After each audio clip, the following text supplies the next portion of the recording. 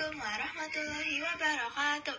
Halo, nama aku Jaiman dari 7A dan hari ini aku akan menceritakan cerita aku yang berjudul Kristal yang Bersinar Terang. Selamat menyaksikan. Nah, hutan yang kecil, jauh dari manusia, ada kristal yang menyala sangat terang.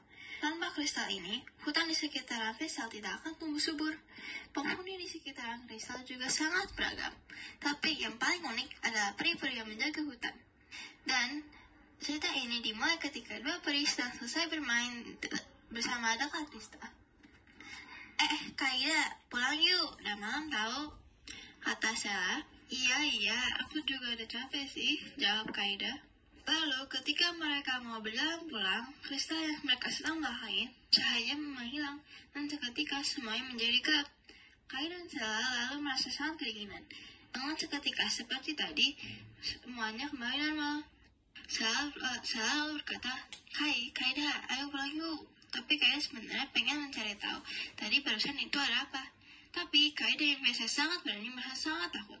Akhirnya Kaida berkata, ya udah, sekarang kita pulang dulu. Tapi besok kamu bisa balik ke sini lagi kan? Sela mengangguk kepalanya.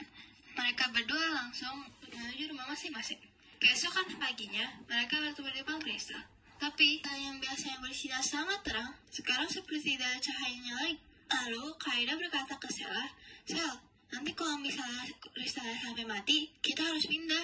Sela lalu berpikir sangat keras. Lalu dia berkata ke Kaida, kamu ingat kan kegelapan kemarin? Yang kita rasain adalah kekuatan bayangan hitam. Dia tinggal di luar di dalam hutan. Ya sudah, kenapa kita nggak kesana aja? Kaida bertanya ke Sela. Perjalanan ke hutan sangat bahaya, dan bayangan hitam adalah makhluk yang jahat, jawab Sela. Tapi kalau kita tidak mengambil cahayanya kembali, hutan ini akan mati, dan kita harus pindah. Oke, kita akan berangkat dari hutan bagian utara. Kita ketemu lagi sana ya, Sela. Tapi dia tidak merasa terlalu setuju dengan ide ini. Hutan bagian utara sangat gelap dan dingin. Tapi itu bukan masalah paling besar untuk Kaida dan Sela.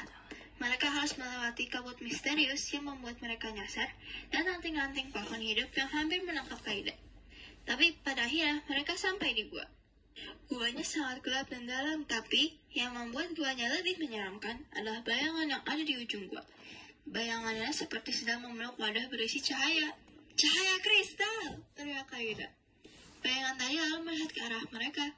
Ternyata itu bukan bayangan biasa, itu adalah si bayangan hitam. Kalian ngapain di sini? Kata bayangan hitam. Kita mau mengembalikan cahaya kristal yang kamu curi. Sela berteriak ke bayangan hitam. Tapi aku tidak bermaksud mengambil cahaya kristal sampai sebanyak ini, kata bayangan hitam. Bohong, Sela berkata. Aku dan Kaida merasakan kekuatan kamu tadi malam, sebelum kristalnya kehilangan cahaya. Iya, tapi sebelum bayangan hitam bisa melanjutkan berbicara, Kaida langsung beralih ke arah wadah untuk mengambilnya. Tapi bayangan hitam menutupi wadahnya. Ketika Kaida menyentuh bayangan hitam, dia langsung merasa kedinginan lebih parah dari malam sebelumnya. Kaida juga merasa sendiri dan seperti dia tidak tahu harus bagaimana. Lalu Kaida kembali ke gua. Yang baru saja kamu rasakan adalah perasaan aku, kata bayangan hitam. Aku tidak bermaksud untuk kamu sampai kena, tapi ya sudah. Nih, kalian boleh mengambil cahayanya balik. Kaida, teriak Sela. Hutannya sudah mulai layu, kita tidak punya banyak waktu lagi. Kaida berpikir keras, dia dan Sela harus mengembalikan cahayanya. Tapi mereka tidak bisa sampai kristal sebelum semuanya mati. Kaida juga tidak mau meninggalkan bayangan hitam sendiri. Akhirnya Kaida memutuskan, oke, bayangan hitam, Kaida menjelaskan, kita akan membagi sebagian cahaya kristal untuk kamu. Tapi kamu harus membantu kita mengembalikan sisa cahayanya. Lalu berbisik ke Kaida, emang ada cara lain? Kaida menjelaskan apa yang terjadi ketika dia menyentuh bayangan hitam. Dia cuma kedinginan dan kesepian, Kaida menjelaskan. Terkadang kegelapan hanya butuh sedikit cahaya untuk bersinar terang. Akhirnya, Sela setuju dengan ide Kaida. Mereka memberi sebagian cahaya ke bayangan hitam. Seketika bayangan hitam berubah warna menjadi warna. Kesampainya di kristal, semua peri-peri sudah bersiap pindah dan hutannya sudah mulai mati. Tunggu, Kaida berteriak. Kita sudah membawa cahayanya, tapi ketika wadahnya dibuka, tidak ada cahayanya yang keluar.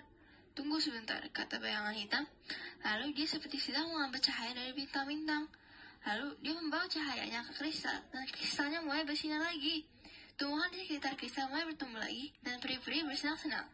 Semua peri-peri lalu berterima berterima kasih ke bayangan hitam karena dia sudah membantu menyelamatkan hutannya.